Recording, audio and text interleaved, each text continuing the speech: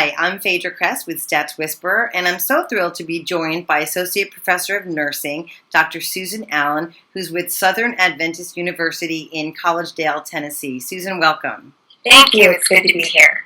So we appreciate you joining us today to discuss the StatsWhisperer course, the 7 Steps of Data Analysis Teaching Support Manual and Videos, which we launched earlier in the year. Could you tell us a little bit about your experience in implementing this course?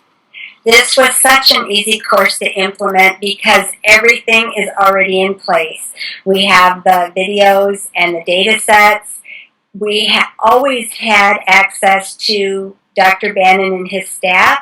I had personal attention when I needed it, and I could ask questions and troubleshoot anything. It was very easy as an instructor. That's excellent. Thank you. And what sort of response have you had or conversations around this course with your peers who are other college professors as well as the students? Well, fortunately, my peers had already heard about the StatsWhisperer and were really excited that we were implementing it here. My students came in with their fears and their baggage about statistics, and they were really worried about it, and actually when they got into it and really started working the program, they found that everything that they were afraid of disappeared and that they actually really even had fun doing it. Well, that's excellent. That's really great feedback. We appreciate that. So prior to implementing the course, you mentioned that you had attended the 6-week webinar. Yes. And which was presented by Dr. Bannon. So what was your understanding or what was your experience coming out of that webinar that made you realize a course like this could be valuable not only to professors but also to your students? Dr. Bannon brings this down into bite-sized pieces that are easily digestible. And I knew that if I found it to be that experience, probably my students would as well. And that was the case. Well, that's so good to hear. Thank you.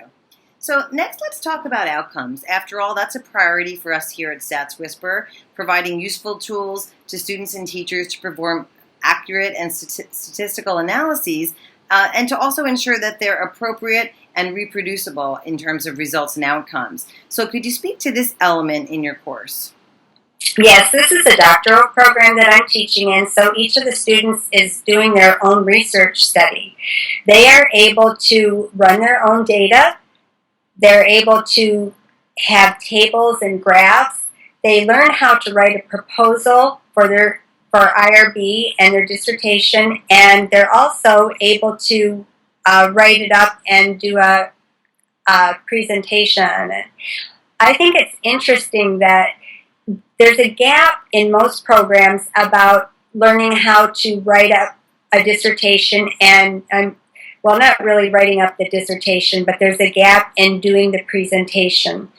And recently, our department chair at a meeting said, we need to put into somebody's program how to actually do a presentation. What is the correct way? And I was able to say, oh, we already do that in statistics. It's part of the program here. That's fantastic. I'm so happy to hear that.